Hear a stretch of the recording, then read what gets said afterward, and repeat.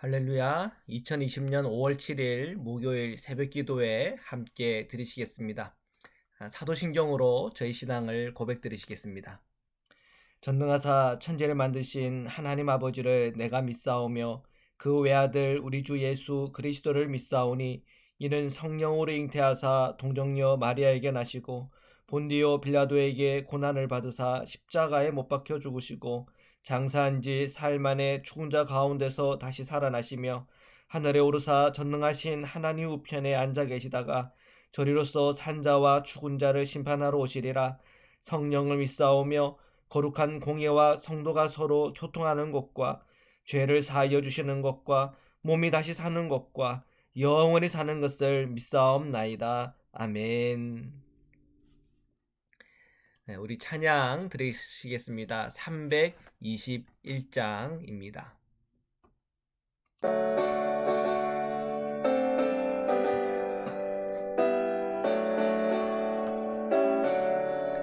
날 대속하신 예수께 내 생명 모두 드리니 늘 진실하게 하소서. 내 구주 예수여, 나 구주 위에 살리라. 내 기쁨 한량 없으리. 내 갈 길 인도하소서.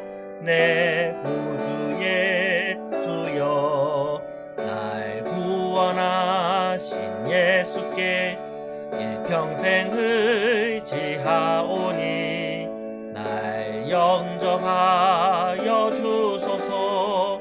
내 구주 예수여, 나 구주 위에 살리라. 내 기쁨 한량 없으리. 내 갈 길 인도하소서. 내 구주 예수여, 주 십자가에 달리사 날 자유하게 했으니 내 몸과 마음을 주 위에 다스게 하소서. 나 구주 위에 살리라. 내 기쁨 한량 없으리. 내 갈 길 인도하소서. 내 구주 예수여. 아멘. 아멘. 함께 기도드리시겠습니다. 사랑해 주님 감사합니다.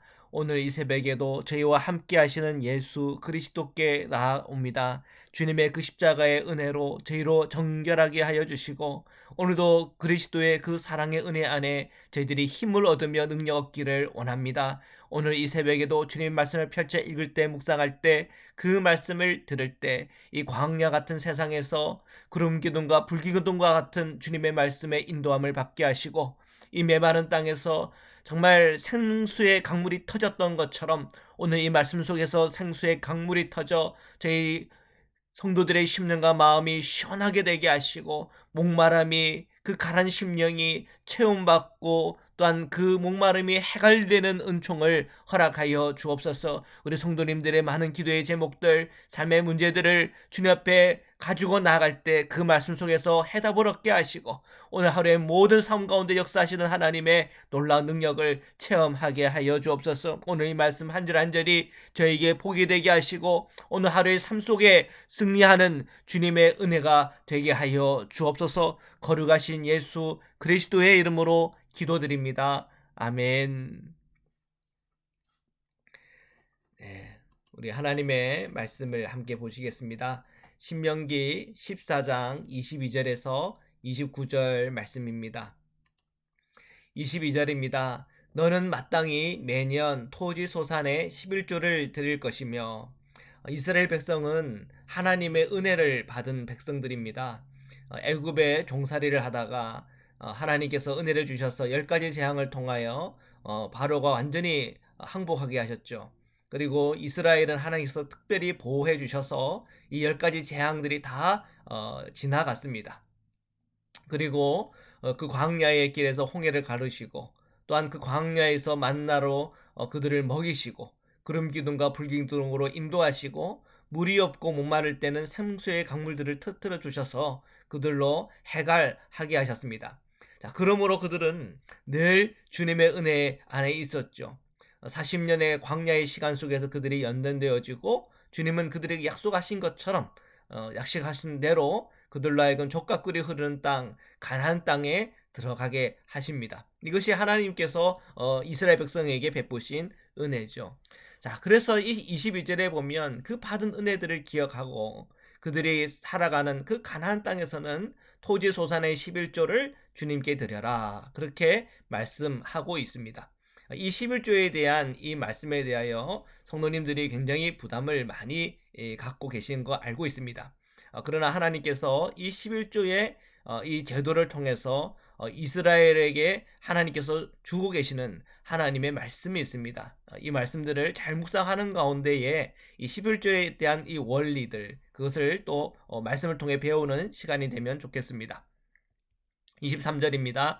내 하나님 여호와 곧 여호와께서 그의 이름을 두시려고 택하신 곳에서 주님께서 그의 이름을 두시고 택하신 곳이라고 한다면 성막을 얘기합니다. 모세 때는 성막이죠. 그 성막에서 예배를 드렸는데 그 성막에서 내 곡식과 포도주와 기름의 11조를 먹으며 그 택하신 곳 그 성막에서 그들이 곡식, 포도주, 기름 그것의 10분의 1을 함께 나누어 먹는다고 그렇게 표현하고 있습니다. 또 내 소와 양의 처음 난 것을 먹고 이제 소들, 양들 중에서도 이게 처음 난 것, 그래서 그 첫 번째 그 새끼를 첫 번째 새끼를 하나님께 또 바치지 않습니까? 자, 그리고 곡식 중에서도 첫 번째 열매들을 주님께 바치는 그런 이제 제례를 얘기하고 있습니다. 자, 그런 것을 그곳에서 함께 먹어라. 예배 의식 안에 그것이 다 들어가 있죠. 내 하나님 여호와 경외하기를 항상 배울 것이니라. 자, 이러한 10분의 1을 하나님께 드리고 나의 첫 번째 얻은 것들을 하나님께 드리는 것을 통해서 무엇을 배운다고 이렇게 표현하고 있습니까? 하나님 여호와 경외하기를 배우는 것이다. 자, 우리 마음속에 늘 하나님이 최우선이고 하나님을 두려워하고 하나님이 나의 정말 하나님이시고 창조주이시며 내 삶을 인도하시는 분이시다 라고 하는 그 믿음의 고백은 우리 삶의 드림을 통해서 그것이 그대로 고백되어진다고 하는 걸 기억하라고 하는 것입니다. 우리가 말씀 가운데 이런 표현들이 있습니다. 물질이 있는 그곳에 내 마음도 있다. 그래서 우리가 하나님을 경외하고 하나님을 사랑하는 것에 있어서 우리의 이런 물질의 드림을 통해서 우리의 마음을 표현하는 것입니다. 그래서 우리가 말로만 사랑한다가 아니라 이 말에서는 우리가 말로 사랑한다고 하는 것은 내 삶으로 사랑한다는 것이고 내 물질을 들여 사랑한다는 것입니다. 그러나 우리가 꼭 기억해야 될 것은 무엇이냐면 늘 자원하는 마음이어야 한다는 것입니다. 우리가 옛날에 우리가 연애할 때를 생각을 한번 떠올려 보시기를 바랍니다. 연애할 때에 사랑하는 이를 위해서 우리가 돈을 쓰고 시간을 쓰고 또 내 힘과 노력을 사용하는 그 모든 것이 어디로부터 나온 겁니까? 내 마음에서부터 나오는 거예요. 그겁니다. 내 마음에서부터 나오는 게 중요해요. 그것이 내 마음에서 나오는 것이 아니라고 한다면 사실은 그 모든 물질과 그런 노력과 봉사라고 하는 것이 굉장히 가식적인 것이고 그리고 굉장히 좀 문제가 있는 것이죠. 사랑 없이 한다. 이거는 굉장히 위험한 것입니다. 예를 들면 뭐 이런 표현을 쓰면 참 죄송한 표현이 될 것 같긴 한데요. 돈을 주고 어, 돈을 주고 그 사람의 사랑을 산다. 이거는 굉장히 이거는 무례한 것이고 성경적인 관점으로 봤을 때는 굉장히 문제가 있는 거죠. 예를 들면 성을 매수한다. 돈을 주고 성을 매수한다. 이것이 얼마나 큰 죄악입니까? 하나님께서는 그 성이라고 하는 것을 어떻게 주신 겁니까? 서로 사랑하고 그리고 결혼의 관계 안에서 그것을 누리도록 하나님은 디자인하셨습니다. 그래서 그것은 물질의 거래가 아니라 이거는 마음과 마음의 연합이고 또한 친밀함의 연합으로 하나님께서 우리에게 선물과 같이 준 것이, 부부에게 선물과 같이 준 것이 바로 성이라고 하는 것이잖아요. 근데 그것이 내 마음이 움직이는 것이 아니라 돈 거래를 통해 가지고 그것이 이루어진다고 하는 것은 굉장히 문제가 있는 것이죠. 자, 주님과 우리의 관계도 마찬가지예요. 우리가 하나님을 돈으로 움직인다. 하나님이 우리에게 뭔가 돈을 원하신다. 그거는 거꾸로 된 겁니다. 결코 그런 게 아니에요. 하나님이 우리에게 원하는 것은 정말 마음이에요. 그래서 우리가 헌금이라고 하는 것, 이 11조라고 하는 그런 모든 제도들도 내 마음에서 우러러 나오는 겁니다. 그런데 그것이 내 마음이 움직이질 않는다. 그러면 안 해야 되는 게, 안 하는 게 맞는 거예요. 내 마음에서 우러러 나오지 않는다. 나에게 하나님 앞에 어떤 이런 물질을 드리는 것에서 내 마음에 뭔가 움직이지 않는다. 그러면은 헌금을 안 하시는 게 맞는 겁니다. 그렇지만 하나님께서 받은 은혜들이 있고 내 마음이 움직여서 정말 우러러 나오는 이 마음에 내가 하나님 앞에 드린다. 하나님은 그 예물을 받으시고 축복을 해 주시는 것입니다. 자, 이 모든 우리 드림이라고 하는 것은 뭐와 다 관련이 있는 겁니까? 그리고 하나님과 나와의 관계 안에서 이 모든 것이 진행이 되어지는 것이고, 그리고 이 모든 것을 통하여 하나님을 경외하는 것을 배워가는 것입니다. 24절입니다. 그러나 내 하나님 여호와께서 자기의 이름을 두시려고 택하신 곳, 성막이 되겠죠. 그것이 내게서 너무 멀고 행로가 어려워서 내 하나님 여호와께서 그 풍부히 주신 것을 가져갈 수 없거든.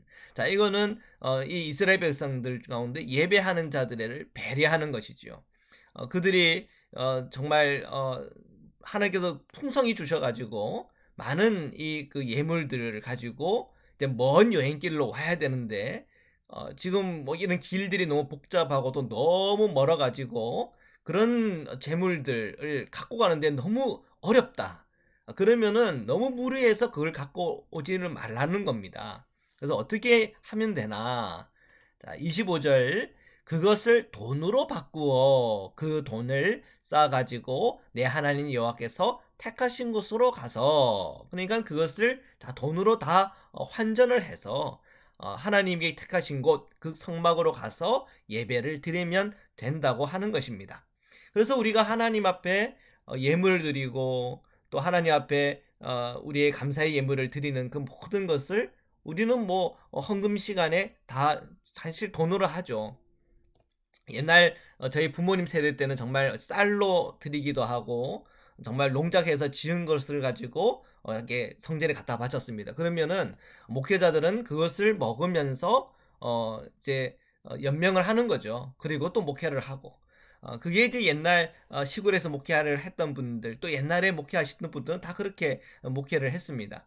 옛날 뭐 한국의 서당도 그랬죠. 서당에서 아이들을 가르치면 그 부모님들이 그 아이들의 공부하는 값으로 뭐 집에 있는 쌀을 갖다 이렇게 선생님께 드리기도 하고, 뭐 계란 같은 거, 뭐 닭을 잡아서 드리기도 하고, 뭐 그런 어떤 그 문화적인 그런 경험들, 역사적인 경험들이 있죠.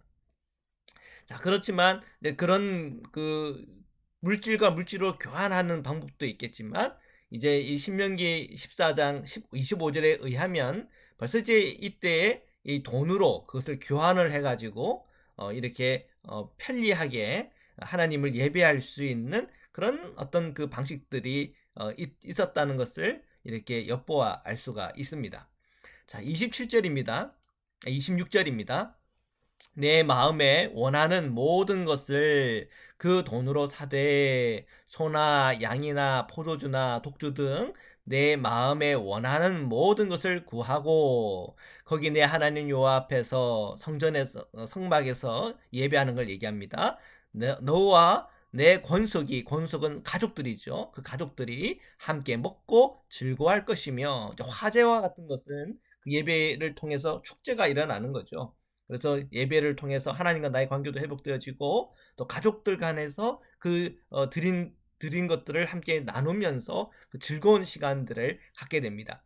그런데 이것을 돈으로 바꿔서 또 돈으로 그곳에서 사서 그곳에서 그 시간들을 예배하고 또 함께 친교를 나누는 그 시간들을 나눌 수 있다고 하는 것을 그런 매뉴얼들을 이렇게 설명하고 있습니다. 27절입니다. 내 성읍에 거주하는 레위인은 너희 중에 분깃이나 기업이 없는 자이니 또한 저버리지 말지니라. 자, 이 가나안 땅에서 그들이 이제 자리를 잡고 하나님 앞에 11조를 드리는데 그 11조들이 어떻게 사용되나? 첫 번째는 이 레위인들입니다. 이 레위인들은 특별히 이 12지파에게는 보니까 다 땅들을 나눠줬고 기업들이 있습니다. 그런데 이 레위인에게는 기업이나 땅이 없습니다. 그러면 이 레위인들은 뭘 먹고 삽니까? 자, 레위인들은 하나님이 그들의 분기시고 하나님이 그들의 기업이 되십니다. 그 얘기는 뭐냐면 이스라엘 백성들이 신앙적으로 성장해 있고 신앙적으로 하나님을 경외하는 마음이 있다면 그들이 그 물질을 하나님 앞에 정말 즐거이 내어 드리겠죠.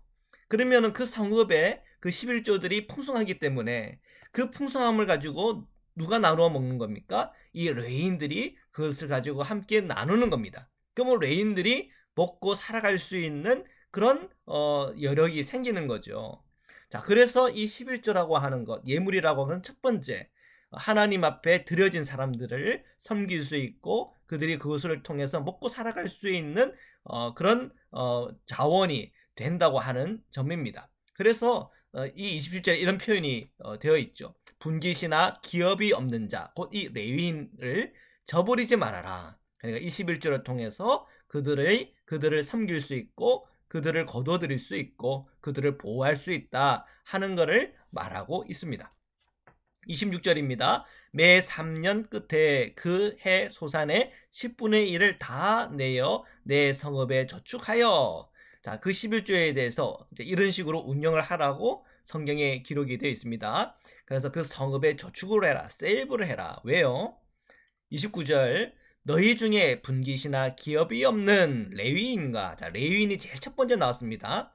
그래서 이 11조의 가장 첫 번째 쓰임은 뭐냐면 하나님의 일을 감당하는 이들을 보호하고 또한 그들이 그 일들을 잘 감당할 수 있도록 지켜주고 또한 그 모든 일들을 감당할 수 있게끔 유지해주는 일을 제 첫 번째 목적으로 삼습니다.